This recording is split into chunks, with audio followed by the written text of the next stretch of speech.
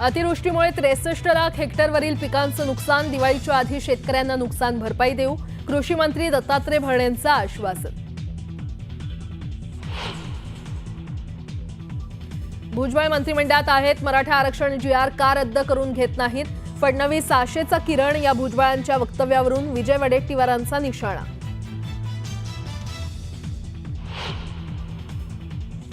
जामखेडमधील आमसभेत रोहित पवारांचा संताप. नगर परिषदेच्या भोंगळ कारभारावरून अधिकाऱ्यांना झापलं. स्थानिकांनी आमसभेत मांडल्या होत्या तक्रारी. दिल्लीतील लवकुश रामलीलामध्ये रावणाची पत्नी मंदोदरीची भूमिका मॉडेल पूनम पांडे साकारणार. यावरून अयोध्येतील साधू संतांमध्ये नाराजी. मध्य रेल्वेवर आज ठाणे ते कल्याण दरम्यान जलद मार्गावर मेगा ब्लॉक, तर हार्बर मार्गावर वाशी ते पनवेल दरम्यान ब्लॉक. ट्रान्स हार्बर मार्गावरही ब्लॉक असल्यानं प्रवाशांचे मेगा हाल. जीएसटी कपातीनंतर अमूलची ग्राहकांना मोठी भेट. 700 पेक्षा जास्त उत्पादनांच्या किमती केल्या कमी. अमूल तूप झालं 40 रुपये स्वस्त. हस्तांदोलन वादानंतर आज पुन्हा आशिया कपमध्ये भारत आणि पाक संघ येणार आमने-सामने. मागील सामन्यात भारतानं पाकचा केला होता दणदणीत पराभव.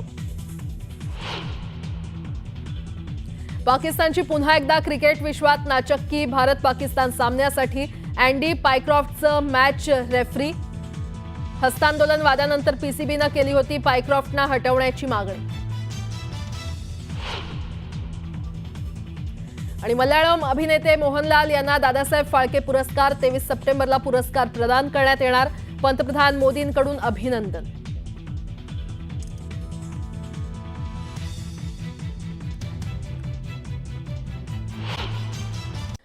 बातमीपत्रामध्ये आता पाहणार आहोत सकाळच्या महत्त्वाच्या 100 बातम्या अतिशय वेगवान स्वरूपात. सुरुवात करूया.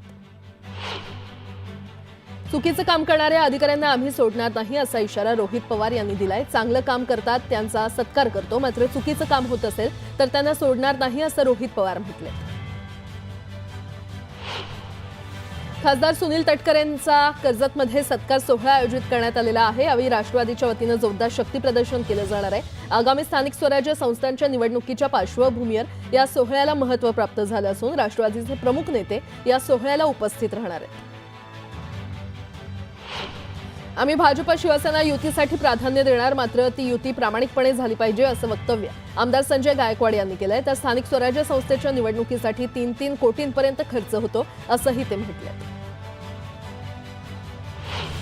आता आपण मोठ्या प्रमाणात डिजिटल ट्रान्झॅक्शनकडे चाललो आहोत आणि बँकेचे सेव्हिंग अकाउंट देखील आपल्याला KYC करावे लागतं आणि त्यामुळे लाडके बहिणींसाठी KYC बंधनकारक करणं यात काही गैर नाही अशी प्रतिक्रिया मंत्री चंद्रकांत पाटील यांनी व्यक्त केली आहे.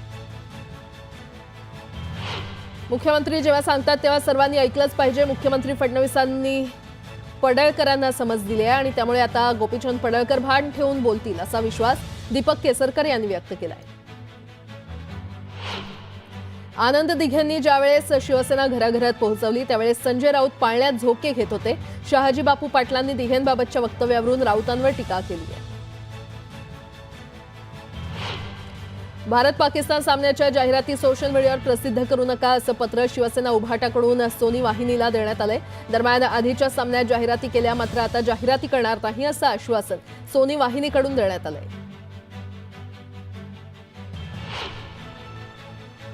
मुंबई अहमदाबाद बुलेट ट्रेन प्रकल्पाचा आज महत्त्वाचा टप्पा खरं तर कालच पार पडला आणि या बुलेट ट्रेनसाठीच्या शिळफाटा ते घणसोली मार्गावरील 4.88 किलोमीटर लांबीच्या बोगद्याचा शेवटचा भाग ब्रेक थ्रू करण्यात आलाय. कंट्रोल ब्लास्टिंगद्वारे शेवटचा भाग तोडत बोगद्याचा हा टप्पा पूर्ण करण्यात आला. नॅशनल हायस्पीड रेल कॉर्पोरेशन लिमिटेडनं याबाबत माहिती दिली. राज्यात कुणीही उठतं आणि दादागिरी करतं, हे राज्य कायद्याचं राज्य राहिलं नाही अशा शब्दात काँग्रेस नेते विजय वडेट्टीवार यांनी पत्रकारांवरील हल्ल्याचा निषेध नोंदवला. सरकारनं दोषींवर कडक कारवाई करावी अशी मागणी देखील त्यांनी केली. पत्रकारांचं काम करतात, कुणीही कायदा हातात घेता कामा नये, मात्र मी पोलीस अधिकाऱ्यांशी बोलतो. पत्रकारांवर हल्ला करणाऱ्या दोषींवर योग्य ती कारवाई होईल असं स्पष्टीकरण उपमुख्यमंत्री अजित पवार यांनी दिलंय. पत्रकारांवर झालेल्या हल्ल्याविरोधात राज्य मराठी पत्रकार संघ आक्रमक झालाय. गावगुंड्यांवर कठोर कारवाई करा अन्यथा राज्यभर आंदोलन करण्याचा इशारा मराठी पत्रकार संघानं दिलाय. आमदार हेमंत रासने यांच्या कार्यालयावर लोकमान्य नगरमधील रहिवाशांनी धडक मोर्चा काढला। रहिवाशांनी म्हाडाच्या घरांच्या विकासासाठी पुढाकार घेतलाय। मात्र आमदार हेमंत रासने यांनी विकास कामांना स्थगिती दिली आणि त्यामुळे लोकमान्य नगर बचाव कृती समितीने स्थगिती हटवण्याची मागणी केली आहे। आता एक मोठी बातमी, सलग दुसऱ्या दिवशी अजित पवार हे पिंपरी चिंचवड दौऱ्यावर आहेत। अजित पवार यांनी जनसंवाद कार्यक्रम काल घेतला होता आणि अजित पवार विविध कामांचा आढावा देखील आज घेणार आहेत। आगामी महापालिका निवडणुकीच्या पार्श्वभूमीवर पिंपरी चिंचवड शहरात अजित पवार यांच्या दौऱ्यांमध्ये वाढ झालेली आहे।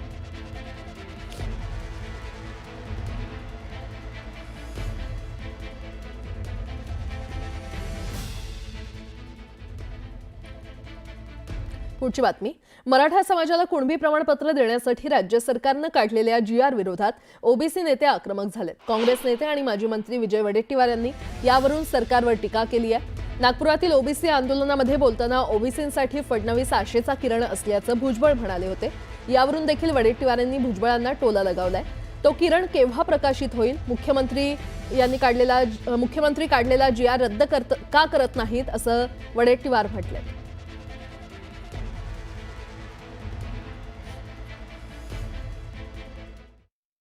किंबहुना मी तुम्हाला सगळ्यांना सांगतो, मंत्रिमंडळात सुद्धा एकमेव आशेचा किरण आहे ते देवेंद्र फडणवीस, की जे आज समिती पाहिजे म्हटल्यानंतर समिती दिली, ताबडतोब सांगितलं ओबीसीचे पैसे सगळे द्या म्हटल्यानंतर द्यायला सुरुवात झाली। एकमेव आणि सांगितलं त्यांनी की नाही खोटी सर्टिफिकेट असती तर त्याला सजा करू।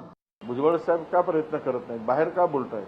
मंत्रिमंडळात बोलून तो GR कसा मुळावर आहे ओबीसीच्या हे सांगून कॅबिनेटमध्ये त्यांनी तो GR रद्द करून घ्यायला पाहिजेत। मग आम्ही समजतो की आशेचा किरण हा मजबूत आहे, तो लोकांना प्रकाशित करत आहे, ओबीसीच्या हक्काचं संरक्षण आशेचा किरण करत आहे। आशा दाखवून काय उपयोग आहे? आशा दाखवून उपयोग नाही। आशेचा किरण नको आहे आम्हाला या सगळ्या प्रक्रियेमध्ये न्याय देणारा किरण पाहिजे।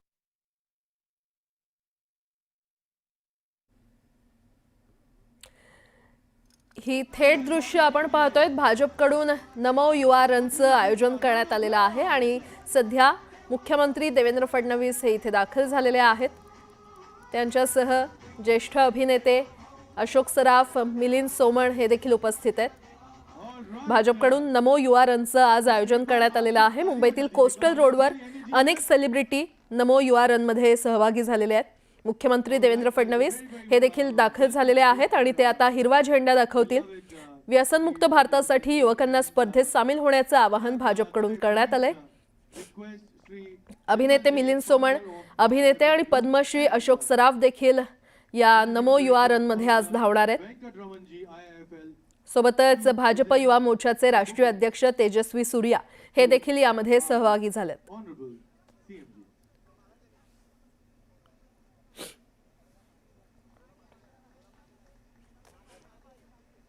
पंतप्रधान नरेंद्र मोदी यांच्या वाढदिवसानिमित्त सशक्त युवा आणि राष्ट्र निर्मितीचा संदेश देण्यासाठी या नमो रनचं आयोजन करण्यात आलेलं आहे। आणि अगदी थोड्याच वेळात मुख्यमंत्री देवेंद्र फडणवीस हे नमो युवा रनला हिरवा झेंडा दाखवणार आहेत। आपण पाहतोय अभिनेते मिलिंद सोमण देखील इथे उपस्थित आहेत आणि अभिनेते आणि पद्मश्री अशोक सराफ देखील या कार्यक्रमासाठी, या मॅरेथॉनसाठी उपस्थित आहेत। नमो युवा रनमध्ये ते देखील धावणार असल्याचं कळतंय।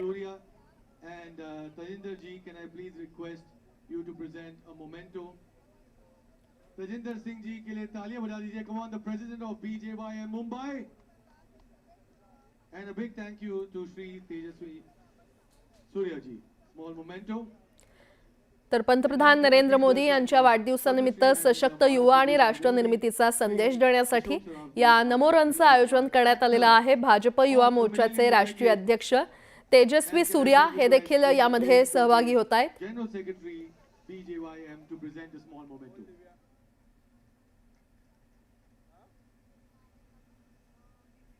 All right, now it's time to welcome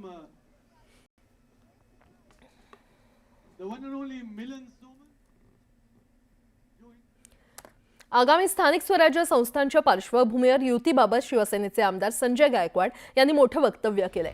आम्ही भाजप शिवसेना युतीसाठी प्राधान्य देणार, मात्र ती युती प्रामाणिकपणे झाली पाहिजे असं गायकवाड यांनी म्हटलंय. स्थानिक स्वराज्य संस्थेच्या निवडणुकीसाठी 3-3 कोटींपर्यंत खर्च होतो. काही ठिकाणी तर एका व्यक्तीकडून 100 बोकड दिले जातात.